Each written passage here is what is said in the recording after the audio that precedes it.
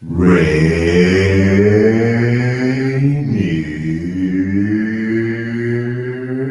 Avenue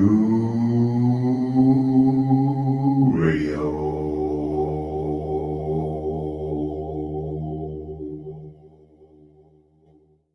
Do you want to reach out to the Vietnamese community in Seattle? Just advertise in Người Việt Tây Bắc, that is Northwest Vietnamese News, the longest running Vietnamese language newspaper in our region. Go to nvnorthwest.com. 1, 2, get down! What's up, big and little homies? This is Masvita Maraire, host of Seattle Sports Weekly on Rainier Avenue Radio.world, your one-stop shop for Seattle sports. We cover preps, we cover college, we cover pro, we cover it all. Huskies, Mariners, Seahawks, Garfield, South, Roosevelt, Metro, King County. This is where you want to listen to for all the sports that's happening in Seattle. Seattle Sports Weekly on Rainier Avenue Radio.world. See a bad mother. This is Mondo Bancaro for Mondo's World. We will be discussing some interesting subjects. Sometimes I might even have some guests.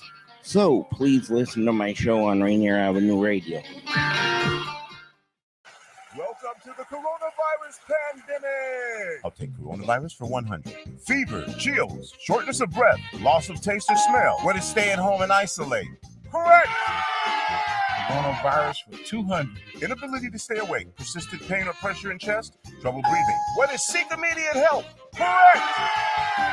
Coronavirus for 500. Crippling and potentially dead infectious disease eliminated the United States with vaccination. What is the polio vaccine? Correct. I'll take coronavirus for 700. The Daily Double! Should I take the coronavirus vaccine? Wait. Hold up. This is not a game. It's time for serious discussions. We have coronavirus vaccines, but not everyone is comfortable taking them. Here's the facts. Based on what has been proven about vaccines for other diseases, COVID-19 vaccine may help keep you from getting seriously ill, even if you do get the virus. Getting vaccinated also may protect people around, particularly those at greater risk for severe illness from COVID-19. We don't yet have all of the answers. Get informed, talk to your healthcare physician, and make the right decision for you. This is a message supported by the Washington State Department of Health. I'm Paul Pearson, host of Star Time, and when I'm not rehearsing my annual address to shareholders, I'm listening to Rainier Avenue Radio.world.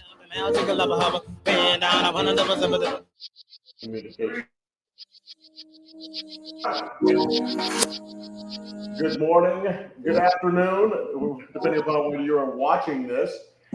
This is Juan Cotto and Mick Hoffman. Mick Hoffman, the Executive Director of the Washington Interscholastic Activities Association, and we are down here at the historic Columbia City Theater, and it is WIAA Primetime Weekly. Mick, welcome back. Thanks. I'm glad I made the cut after the first week. I imagine I'm still in tryouts. So we're glad you came back. No, we're on a little bit earlier today. Our normal time slot, I believe, is going to be at 3 o'clock, but due to some activities that Mick is taking care of today, we are on at 11:30. We hope that doesn't throw your schedule off too much. And but hey, and then those that will watch this online will have that opportunity on your community radio station, our community radio station, Rainier Avenue Radio.world. Mick, back to school. We talked about that last week. Let's talk a little bit about the business of the Washington Interscholastic Activities Association.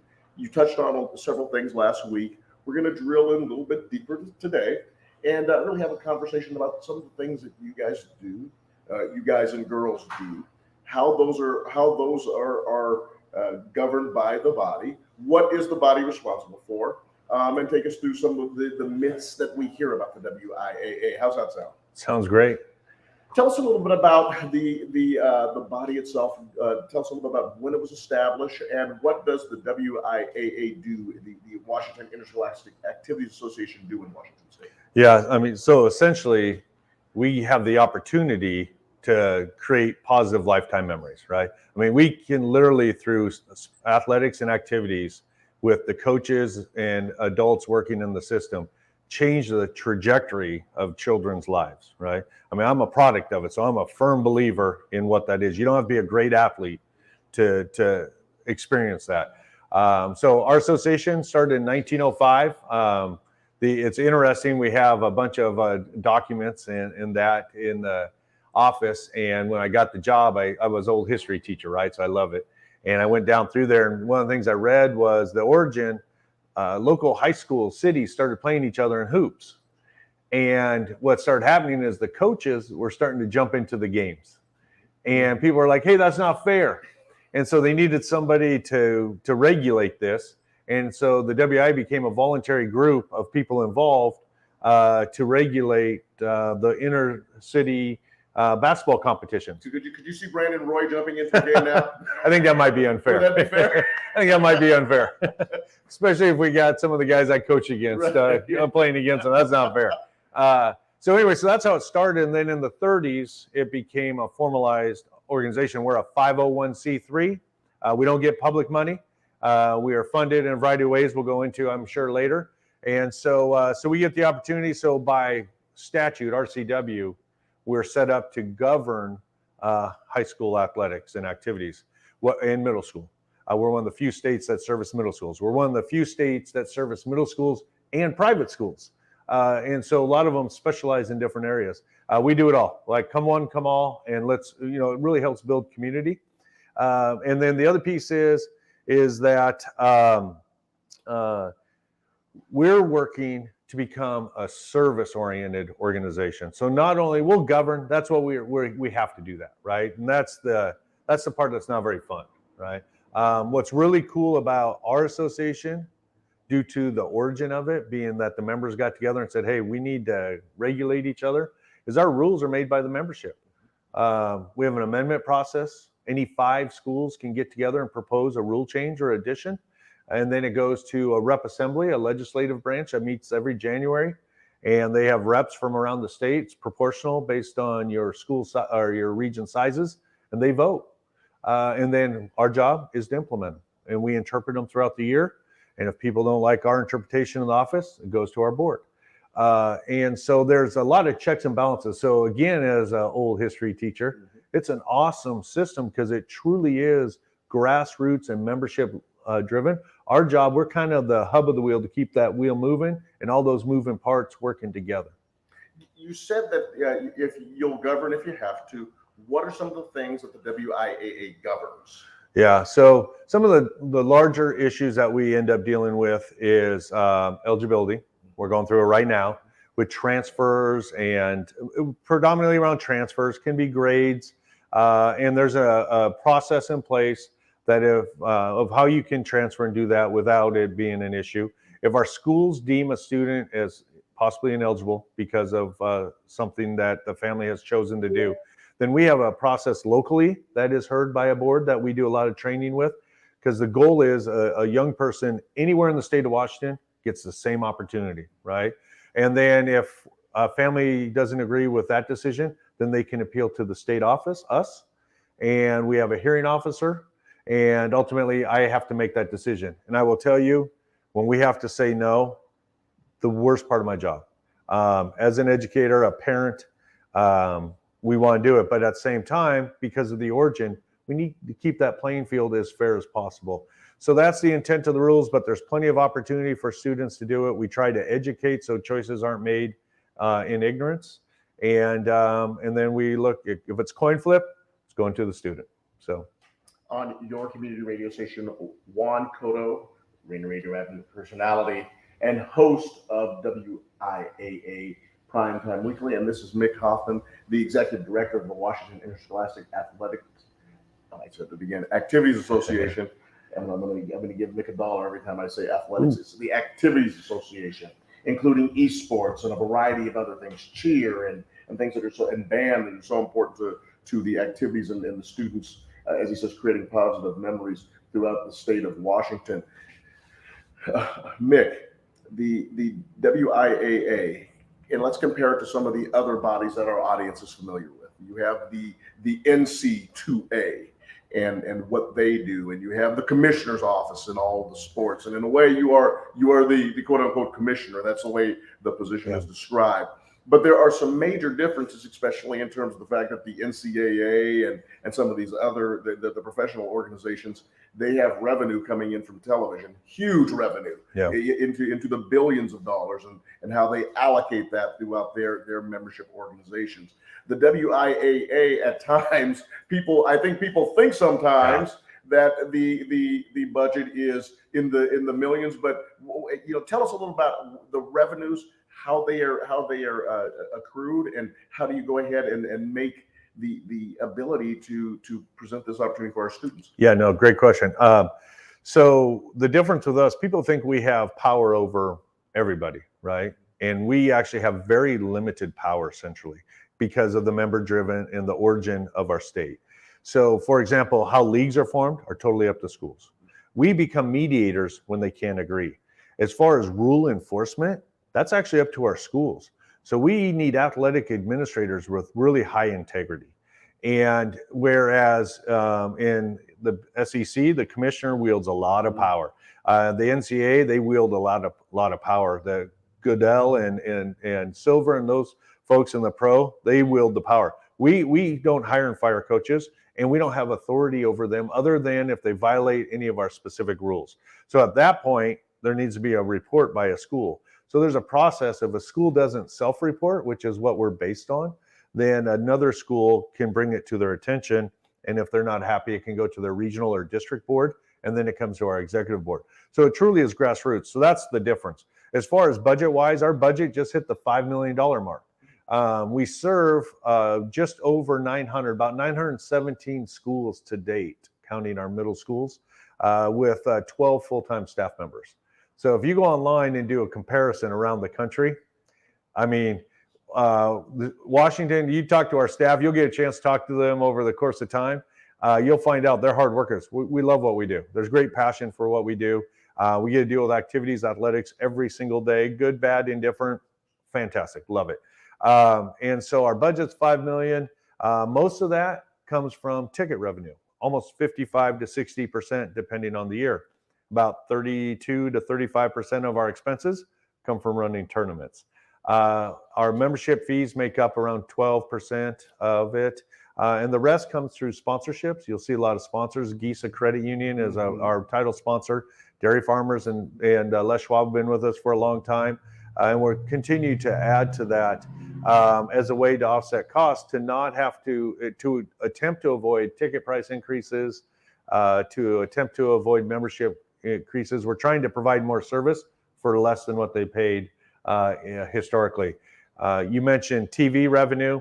The NFHS network is a potential strong revenue source for us, which could over time be a game changer, just based on the revenue that's generated, the way it's set up under Mike Colbreeze's leadership and our board at the time. We got on board with the streaming of our state events. I know Tony and I have this conversation every year around the exclusivity, and we're trying to find a way to include all our friends and partners.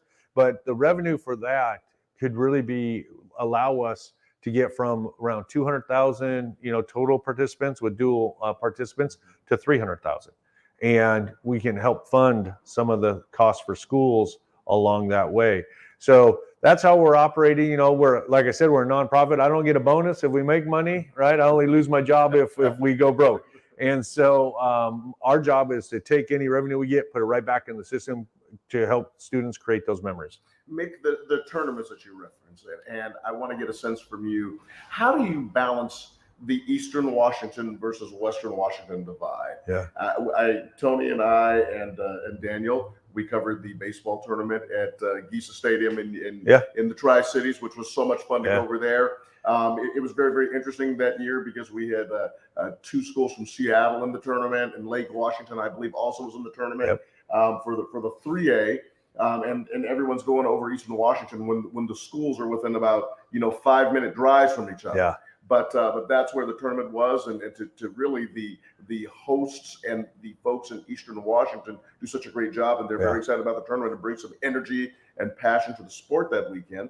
Then, of course, you have the football tournaments at different locations around the state. But how do you balance off and make it equitable for the East and West divide? Yeah. So, a lot of people assume, well, we go to the East all the time, an example like that. And the East side says, you don't even know we exist, right? So it tells me we're somewhere in the middle, which is probably the right place. But if you look at the data, we host about 64% of our tournaments on the East side. Of our, high attended sports, football is on the West side, right? We all know that. Basketball, 2 of the 3 venues are on the East side, Yakima and Spokane currently. And so we try to balance it out. We have about 86% of our schools are West side. In the large school side, our small schools are pretty divided. And so we want to make sure, for us, we want to have it accessible to families and friends. And so if we can do them where the predominant teams come from, it's a home run. Generates more people in the seats, and it helps us with that 55% revenue. But more importantly, it gives students a chance to play in front of the people who love them. So we look at that, but the other piece that is factoring into this, and football is a casualty of this to date, is the cost. Like, these large venues continue to go 15% increase a year. And when we're losing money on a wrestling tournament or barely making money on a basketball tournament, and that's a majority of our revenue, we either have to raise prices, we have to raise fees, or we have to cut somewhere. And I will tell you right now, not selfishly, but just in full honesty, we can't cut our staff anymore. That was one of the used. They've been 4 or 5 positions cut in the last 10, 12 years. I'd have to check for sure to verify. But we only have 12 people working full time in that office trying to serve all these. And so we have to find another way. That's where the streaming is such a critical resource. If we can add a body or 2 back, what we would be able to provide at our tournaments would be greatly enhanced. And so, again, it's we put it in. So the last thing I'd say before you get to your next question, if I may, is, a city like Yakima, that community, there's a gentleman over there with the Sports Commission, Rich Austin. Guy is amazing. He, through his relationships, has partnered with the municipalities. He's partnered with the facilities. He's partnered with the businesses, hoteliers, the chambers, and they help with costs, to diffuse costs for us to go there, right? To where it becomes a very viable option. And when our students and teams come to town, they are treated extremely well. We don't have that in a lot of our other large cities, because you have the Seahawks who played last night. You have the Mariners who walked off the night before. And so we're not, prime time to them. And so they give us the opportunity to be hosted there. They, charge us what they need to charge us for their businesses, and we either take it or leave it. But so we're trying to find more communities that want to treat our students and our teams like they are at the big time. Because you make it to a state tournament, if you're one of those 16 out of 64, I mean, that's an accomplishment in itself. And if you win it, that's a big deal. So it's and I know all of you out there listening to this are probably thinking, I know what the next question should be. And I will tell you this, Mick, we will go into talking about tournaments and the development of tournaments and some of those relationships and communities at another date. So you need to continue to listen to WIAA Weekly Primetime with Juan Cotto and Mick Hoffman, the executive director of the Washington Interscholastic Activities Association, on your community radio station, our community radio station, Rainier Avenue Radio.world. But we will go into tournaments. But I want to ask one more question pertaining to tournaments. How do we balance off the male tournaments and the female tournaments to make sure that we can get all of those parents and supporters to both of the gender games? Absolutely. Well, I'm the parent of a male and female former WIAA athletes. So to me, it's personal. But we are very intentional in that. When we're looking for facilities, so we've started an RFP process where we're going out and asking schools and venues around the state to host our events. And so, like basketball, one of the reasons we've stayed in the Tacoma Dome and we've stayed in the Spokane Arena is they have the capacity for 2 courts. We're working with our basketball coaches associations and committees to say, can we have comparable ones that maybe are more affordable, that would maybe even be a better environment because of what we're seeing in football with us being in a large box. We talked about this some last week, where we can do that. So we're always going to err on the side of giving too nice to an underrepresented group than too little. And so it's our soccer tournaments, very similar. Baseball, softball, very similar. So when we go out, we're looking for the best facilities that, we can get into a budget. And if we're going to cut softball back, we're going to cut baseball back, right? It's not going to be one or the other. Volleyball, we host all tournaments in the Sun Dome because, again, the Yakima community says, we want this, let's make it happen. So they get to play in a beautiful venue. So we are very conscientious in our mission statement, everything else. We talk about all, and we're going to walk that talk. And so in this case, it's venues in access and removing barriers. We're going to keep fighting for that to be able to make sure every student that wants to participate has an opportunity to participate in some way. And one thing I do find really incredible is that I went to a couple of games this past weekend. Now as a parent of a WIAA athlete, and Mick, the ticket prices are still the same as they were when I was in high school, which was a while ago. And I think that in terms of looking at ways of generating revenue, and as you said, coming with ways to make sure that we can keep the ticket prices the same. And I was just wondering in regards to it, and you touched on it a little bit with two wonderful longtime supporters, Les Schwab and the Dairy Farmers, who you've seen at all the tournaments with their banners hanging. Is there an opportunity to increase the sponsors for WIAA? Absolutely. I mean, we're contracted with a marketing one. They're the one who got our new title sponsor, GISA. So like you said, we've had our longtime ones stay with us, which I think says a lot about the association and what we provide, because those are very community-based organizations. Now you bring GISA Credit Union in on top of that. So yeah, we have a lot of places where we have opportunity for partnerships, even if it's around specific programming. So we're trying, again, we pride ourselves on being innovative. And so we have a program in place our board has accepted around membership increases, ticket prices over time, right? And we've been able to not have to implement that for the last 3 years because of this additional revenue, not only through sponsorships like GISA, but also through the streaming and some other, and some cost savings that we've done. We've renegotiated some contracts to make them, better for our association. And so as a school person, and schools aren't raising ticket prices because they want their community there, their families, they want their students to be watched and make that. Most of them aren't going to make the state tournament, right? So every Friday night, every Thursday night is their championship night. And so we're very conscientious in the school system all the way through the WIAA to keep it affordable for fans. Juan Cotto, Rainier Avenue Radio.world, your community radio station, our community radio station. Mick Hoffman, the executive director of the Washington Interscholastic Activities Association. Mick, leagues and districts, how are they different? And explain how that works and how that ties into WIAA. So again, through our structure, schools have the opportunity to create their own leagues. We don't assign those, which is very different than Oregon, right? Or in Oregon, they classify you and they tell you what league you're in. It would be a lot, in some ways, more efficient up front, but I don't think it's better overall. So our schools get to decide what leagues they play in. So that's why you see some that are multi-classification, from 1A up to 4A. You'll see some that are strictly geographical. So they make those. And if a school is left out, which happens occasionally for a variety of reasons, we come in and mediate. And that can be appealed all the way up to our board, and then the board will place them somewhere or broker some other arrangement. Districts, WI districts, currently there's 9 of them around the state. They're technically based on geography, but we've seen that not happen on the east side. And the amendment, the rule that got passed last year by membership, takes the 5 districts on the east side and makes them into 2. So in the 2 years, will be very different. And so the leagues are a part of their district.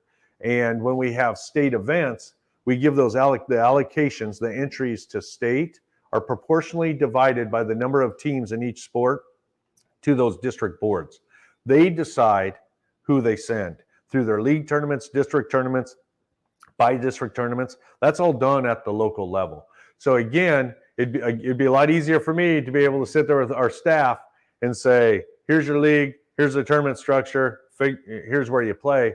But as a member-driven organization, we allow that to happen organically. And for the most part, it works really, really well. On the backside, even though it's messier up front, on the backside, I think a lot more of our schools are happy with it until they don't get what they want. You mentioned last week and really touched on the innovation that is coming to the WIAA and the innovation that is obviously created out of our communities here in the Seattle East Side area. Looking at technology, you mentioned and you had referenced esports. And we know that there are a variety of other sports that young people are playing in Washington State. It seems like there's been an explosion in our community in lacrosse. Yeah. How is the innovation in terms of the traditional sports that we've played as Americans for years, and you're adding on sports and really coming up with innovative ways to give more kids an opportunity to participate? Yeah, great question. So the way our role in that is to connect the people interested in doing that to the process. In our process, there's two ways you can add a new sport. One is the amendment process. 5 schools sign off, submit it by October 15th or the Friday of. And then it goes to that rep assembly for vote. So from October until January, they're positioning themselves, getting the word out about what they're trying to add. So say lacrosse. Lacrosse has made this attempt in the past. So they get the word out. In January, it becomes official. The group can do it. And then they discuss it in these district boards and their league meetings around the state until end of April, start of May. There's a week-long voting period that their representatives vote. So if the membership says we're adding pickleball, hey, we're going to add pickleball. If they say we're adding lacrosse, we're going to add lacrosse. So the membership has control of that, because ultimately, and then again, this is that member-driven. If we just come out and say lacrosse is a great sport, we can make a lot of money off of it because it's a high-interest sport. Our state tournaments will be well attended, but we're putting the burden on the schools to pay for it and all that. So the schools have the say in whether they can move that forward. Because the other issue is male, female. Going back to one of your original questions, the gender equity. Are we going to tip the scales and create a Title IX issue? What can they do for more females? So sometimes the process and the barriers get in the way of innovation. Our job is to work with the lacrosse groups and the supporters to say, hey, here's some ways we think it would work, and then help them with schools. And when schools are ready, let's go do it. The other way is, if they don't want to go through the amendment process, they can get 20% of our member schools. So there's like 400 high schools, essentially 413 or whatever it is. And 419 now, I believe. Mm-hmm. But so you get 20% of them. So 81 schools that say, we're gonna do this formally. And then they have 2 years to get another 20%. And if they hit that 40% mark, it automatically becomes a sanctioned sport, and we start running state championships. So there's 2 ways to do it, but the schools are in control of what they're going to add or not add. And let's just go, before we go into break, just and briefly, the venues. Last night, obviously, we had the Denver Broncos and the Seattle Seahawks playing at Lumen Field, and I just know as a kid growing up, the excitement of going to the Kingdome. Yeah. there was a Kingdome. The excitement of going to the Seattle Center Coliseum and seeing our teams play in those venues. And it seemed like it was a goal for everyone in the state to get to that. Is there ever going to be an opportunity, and have you reached out to some of those venues to see if there's a way that we can make it affordable to continue to make it a special experience and have a championship that we all remember at venues that the professionals play? Yeah. This is a long answer, so I probably won't get it before the break. But yeah, and we actually attempted that this year. And so we worked with the University of Washington directly, who did an amazing job sharpening the pencil and making it to where it was a definite consideration. Jen Cohen and her team really wants to host. The Seahawks declined to bid because they knew their cost was going to be so high that they said that it wasn't worth putting the bid together. That wasn't going to be feasible based on what we had discussed. And I can go into detail with you on that. So we are continuing to advocate. One of the other issues with the University of Washington is we would have had to play without the Seahawk facility. We would have played on Friday and Saturday. So we would have had a 10 a.m. state championship game in North Seattle that families would have been driving to that first Friday in December. We don't know if that feels like a championship game. The other piece is because of the whole reconfiguration in NCAA in general, they couldn't guarantee us dates 4 years out. And we want to make sure when we make the switch that it's something that's sustainable. That's part of our decision-making process. In addition to having 4,000 people in an 80,000 seat outdoor arena. What is that environment with no cover for the fans? And this last year, that would have been a miserable day. So, but you could say you played on the same field as Russell Wilson as a player. That might outweigh the other things. And so that's where, as we generate this additional revenue, that those become more real opportunities. So we're continuing to dialogue with the Seahawks, see if there's a way we can help make that an affordable option for the association. At the same time, hoping that the Huskies continue to offer us dates, and we would love to partner with them. When we come back, we're going to talk to Mick Hoffman about community activism. So please come back to Rainier Avenue Radio on WIAA Primetime Weekly. This is Paul Pearson, host of Star Time. And when I'm not being reprimanded by traffic cops, I'm listening to Rainier Avenue Radio.world.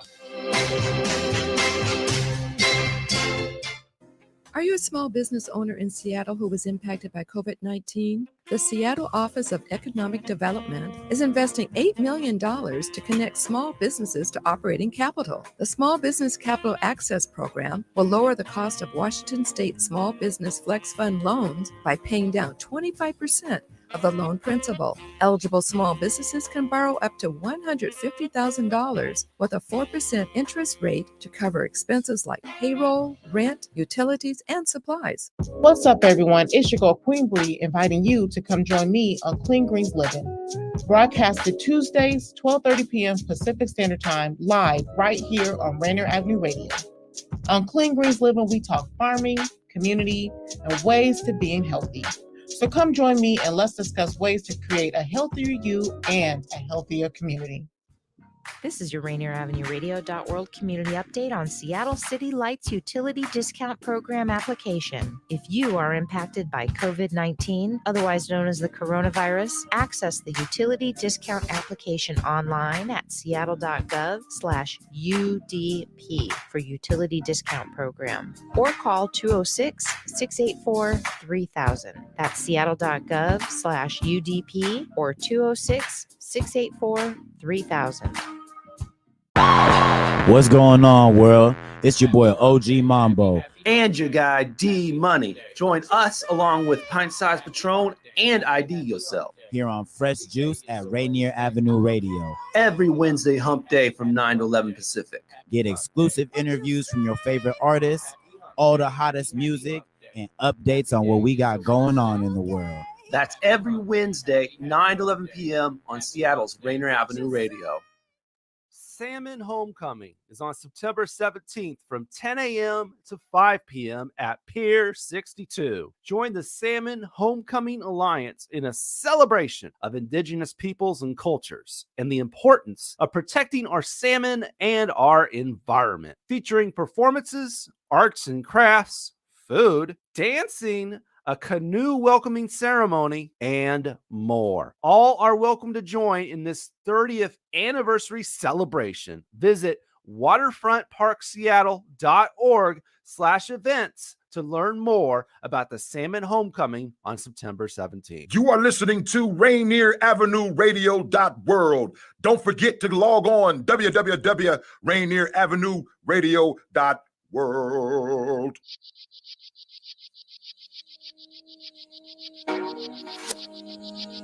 Welcome back to WIAA Primetime Weekly. I just like saying Primetime.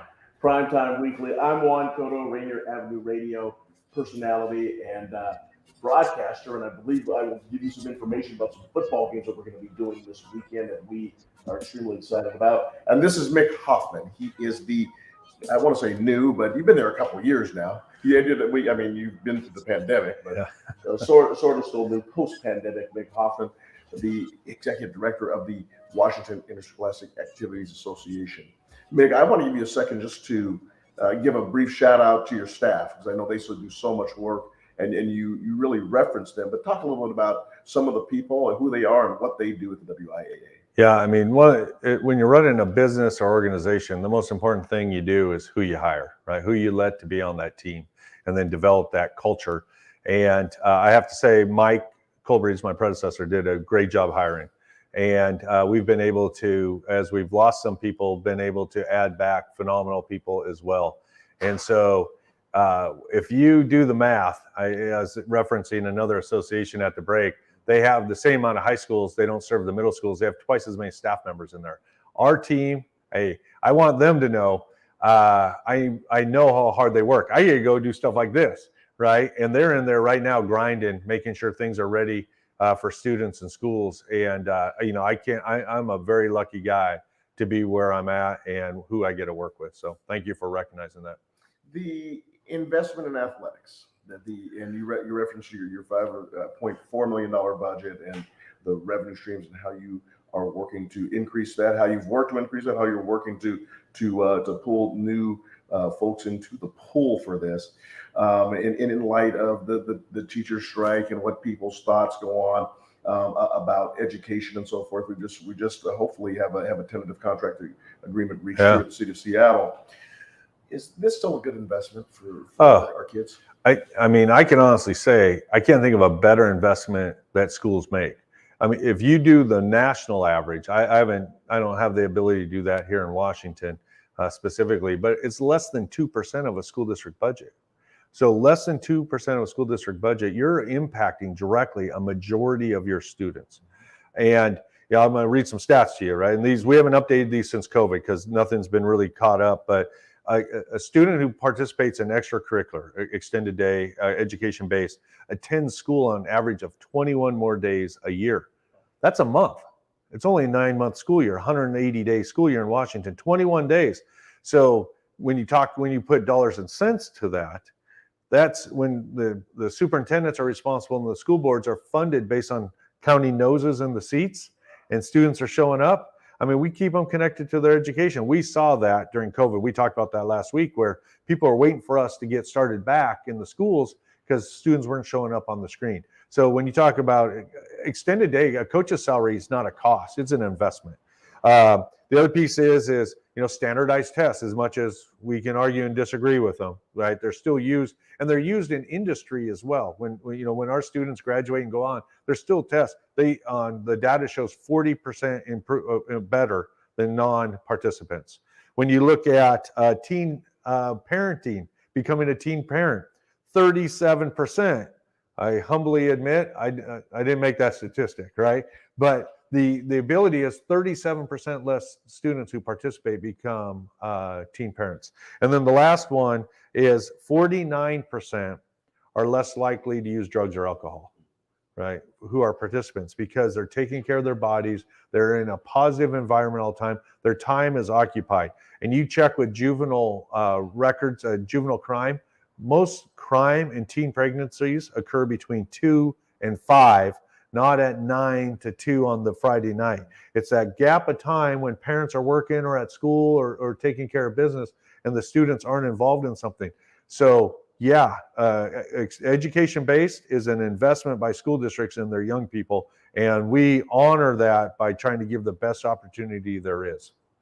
Mick Hoffman, the executive director of the Washington Interscholastic Activities Association, on your community radio station, our community radio station, Rainier Avenue Radio .world. We are discussing the business aspect of the WIAA, and let's move a little bit into the social aspect of not only the WIAA, but you, Mick. And I'm going to sit down and, when you think about Rainier Avenue Radio and some of our outstanding hosts, whether it's Casey Diva, whether it is Cindy Bright, whether it is Rick Dupree, whether it is Daniel Vallis, whether it's Tony B, these are folks who are extremely involved in the community.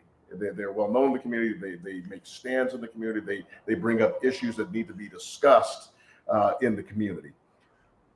And you're talking about moving the WIAA into a service type of organization, but that's been a part of your core. And you were telling us a little bit last week in conversation with Tony and I, some of the things that you did in Vancouver. And I would like you to touch on some of those and see if we can bring some of those out in terms of how you were working to really reach out to some people who really needed help in that community.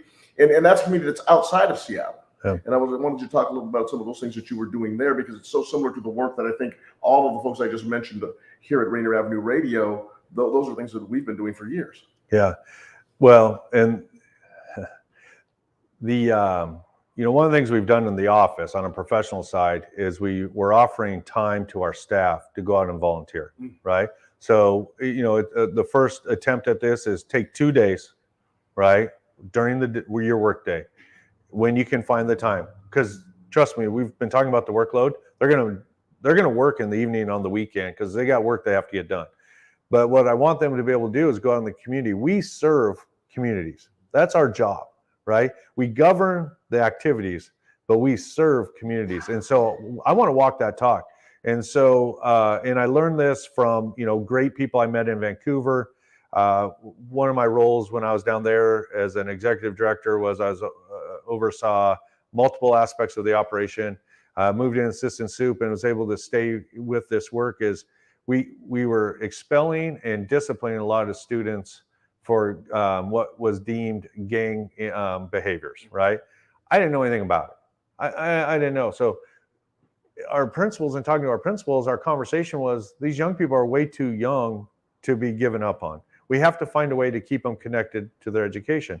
So we tried to use sports where we could, but before that, we had to get to some basic needs. And so I was trying to get educated on, why do these behaviors, why do students make these choices? Why are we losing them at 13, 14 years old? And so I just started going to any place and everywhere I could to learn about it. And I started bumping into the same people and we started talking. And so out of that, we ended up in partnership with the Boys and Girls Club and with the juvenile court system, actually, who was very much into restorative practices, right? And so you had to find people who, we can catch people doing bad and punish them, right? That's the governance side. That's no fun. How do we prevent that? How do we get proactive? And so we went to work and we created what we called the Safe Communities Task Force. And we tried to go out there and address some of those barriers, whether it was hooking students up with mentors, whether it was taking them on a camping trip. We had no funding. We went out and begged, borrowed. We didn't steal. It was probably professionally by far the most rewarding experience of my professional career. And now, fast forward 12, 13 years, there's young people who are parents that went through that program. They're not all successes. A young man who is very close to my heart, just on Thursday, he was released out of ICE detention in Tacoma. He was looking at getting deported, and he was able to win his case based on things he had done for his community and that, despite getting himself in that position. And so, that's not something, I've never lived that life. I don't have family that have done that. But as my son said back then, when he looked at me, he said, well, I guess you got to go work with your second family now, huh? When you get to help people, it selfishly helps you and it gives you a perspective. And so being fortunate enough to bounce into those people and get connected throughout that community to individuals who helped start my education. I'm a long ways from knowing anything, but at least being exposed to it and hopefully making a little bit of positive difference. In this job now, right, you don't assume why somebody did something. You dig in and you find out why they did it. And what we need to do in response to that is dictated on that individual's needs. And yes, we have a handbook with rules, but we look at the intent and our options within that and what does the individual need. And unfortunately, which is the time that is awful, is when you still have to say no or still have to hold somebody accountable. But that's what I've been asked to do. But we're going to do it in the most fair and just way we can because it's important and it's incredibly important to that individual student and that family. The experience that you were referencing, how do you get the community to buy in? Do you go out and do you shake hands one at a time? How do you get community members who can be influential to take a look at the things you're doing and the impact that it has in that community? Yeah, well, you decide who you need on your team and you figure out what they need, right? So for example, the city manager at the time, when my partner, Kelly, she went in to speak to him, his comment was, you'll never get the community behind this. So on the competitive side, it was like, she came back furious and I said, oh yeah, we're gonna do this. So we just kept reaching out to influential individuals to show them the value and the potential of what could be done. And we only invited in solution thinkers. We didn't care what their title was, what organization they were from. That didn't matter. That didn't get you on the team. We weren't funded. We weren't owned by anybody. Right? This was grassroots. So we found people who are solution thinkers, and once you get, it's like that flywheel. You get it rolling, man, it's gone. And so once you get that core group who buy into the same belief that every student has the potential, every child has potential, and some of them just need more help, right? I mean, we don't all start at the same starting line. Some of us started way down that track, right, because of who we were fortunate enough to have for our parents or where our life situation. So we got to give more attention and love to the people to give everybody the fair shot. Once you get your shot, right, you're not going to be perfect. Heck, I make mistakes. You might be perfect. Tony B might be perfect, but I don't know a lot of perfect people. So we got to have some grace and then help them learn from that and move forward, just like we've done our whole lives. And there's no such thing as a fatal error, right? Somebody always has value. And so by getting like-minded people who are passionate and committed to that, the innovation from there, I mean, so we started within the Vancouver School District a program for students who were expelled that we had a million alternative, not a million, but several alternative. We had an alternative school for the worst of the worst behavior, right? Not for the worst of the worst kids, worst of the worst behavior. And if they just couldn't survive there, we started a program which a student named Back on Track. We asked her, what should the rules be? She was helping us out. She was very well versed in this part of our community. And she's like, we're trying to get back on track. It should be back on track. Boom, back on track it was. Kids got figured out, right? They're our best resource if we listen and ask the right questions. So and so these were predominantly students who were either connected, somehow impacted by gang issues. Most of them aren't gang. That's the thing is, out of ignorance, you assume everybody's a gang. They're not. They're gang impact. Their family, their friends, or the community. Who cares, right? Let's get rid of the label. Let's figure out the behavior and what's causing the behavior, and let's fill those needs. And so when you get people thinking like that, this thing mushrooms. So we started a school, and how did we fund it? Well, I couldn't get funding at the time, right? Because we didn't have any data, any evidence, and it was an unfunded one. But there's money within the system, so you just got to be aggressive and dig. And so I found like-minded people within the school district who had funding within their budgets. They said, sure, we'll give it a shot. We started seeing results. We started seeing students stay in school. We started seeing students go from our alternative program back to mainstream. We started seeing them get involved. We started to see them become leaders in a positive way. So guess what? Now it's a standard part of Vancouver schools. But it took some work. It took people willing to take a leap of faith to do that. And again, it wouldn't have happened. That idea was not a Mick Hoffman idea. That idea came from this like-minded group saying we have to do something. And principals who were the ones doing the expulsion saying we can't give up on kids. So when you get that, so we're trying to bring that. How's that translate to the WIAA, right? How do we do this in a fair and equitable way? Will people try to take advantage of it? Sure, that's when you'll see our teeth, right? I mean, we'll fight it if it's not fair and just, because that's taking advantage of other people. But we're going to err on the side of giving too much to our students than too little. I just wanted to point out on Rainier Avenue Radio.world, Tony Benton is not perfect. Juan Cotto is not perfect. But Daniel Bellis, our producer, is perfect. Thank goodness. And what a guy he is. On your community radio station, our community radio station, Rainier Avenue Radio.world, Mick Hoffman, the executive director of the Washington Interscholastic Activities Association. With what you just described to me, is there a model in there, or is there an opportunity for people who are involved in the community but don't get a chance to know the kids? Like, for example, police officers, maybe some teachers, to be able to connect with the work that you're doing so they can see the potential in those kids, especially the ones who are struggling. Yeah, no, it's a great question. And that's part of the, year 4, not to make excuses, but we haven't built that part of this model out yet.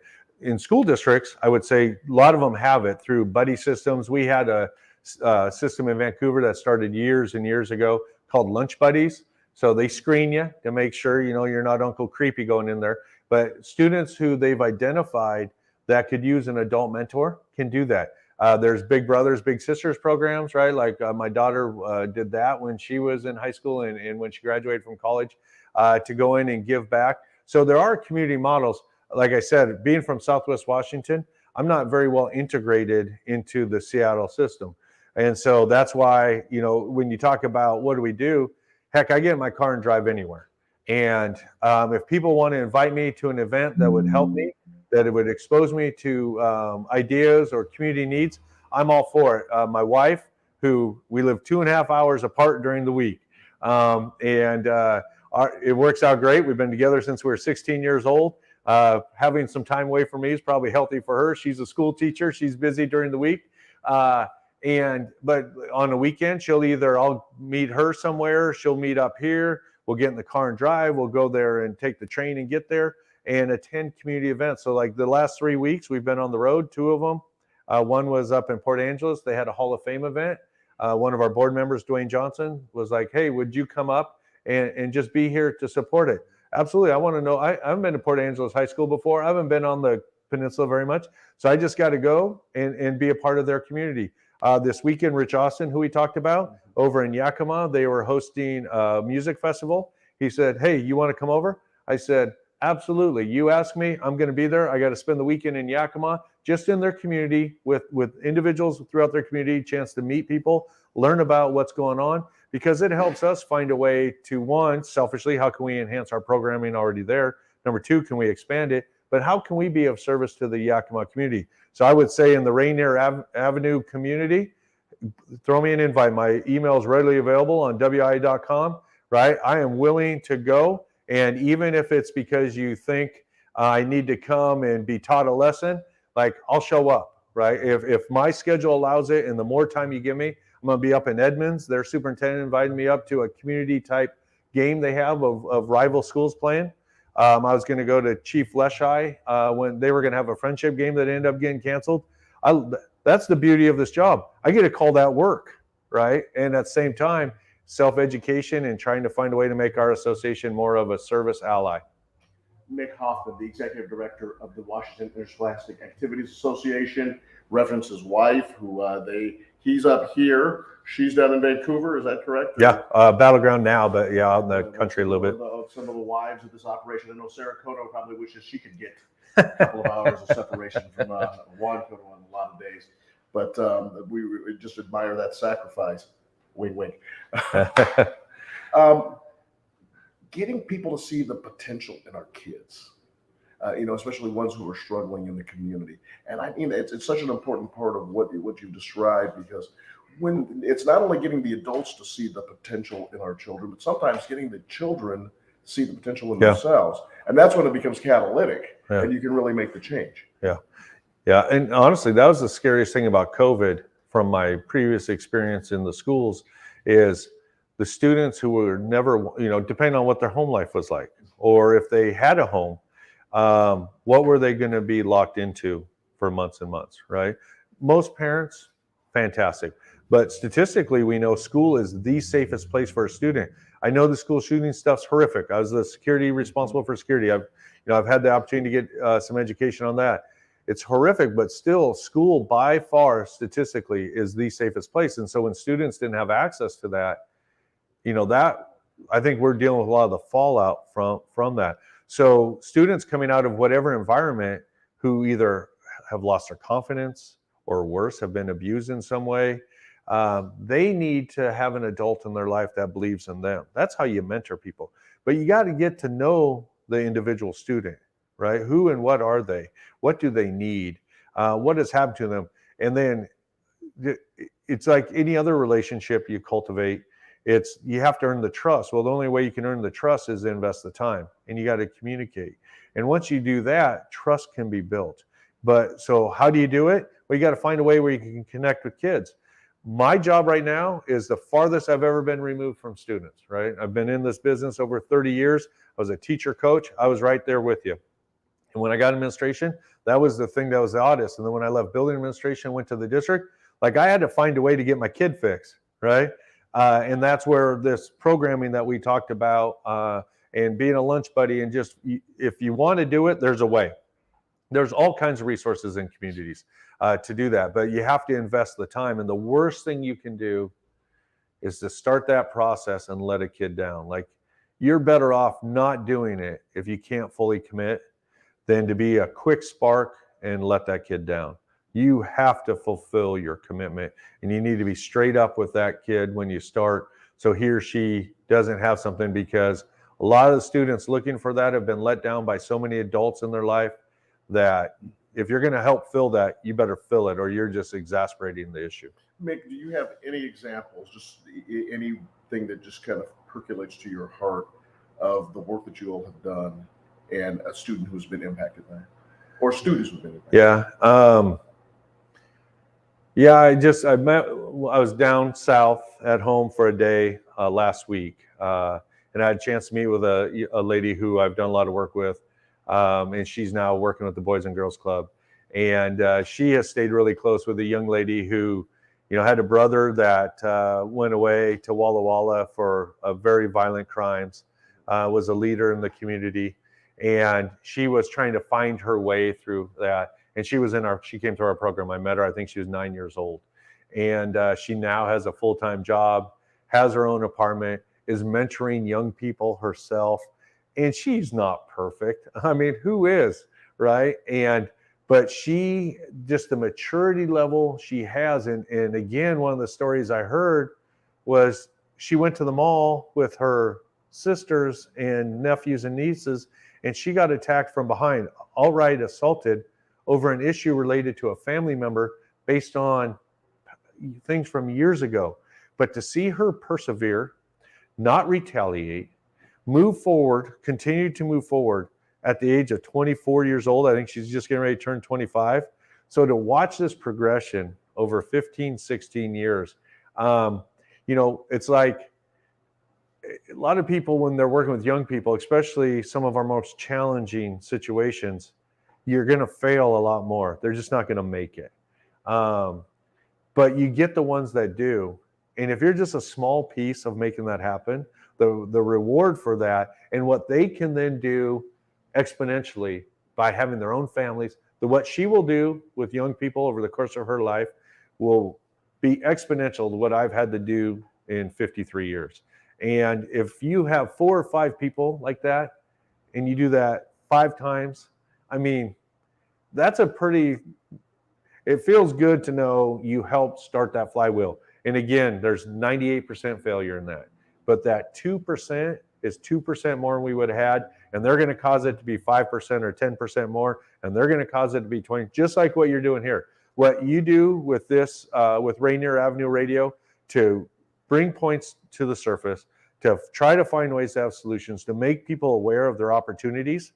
If that wasn't happening, how many people would be missing out, right? And the community slips, but the community is growing and getting stronger because of that. So to be a part of that, I mean, how can you not give your time to that?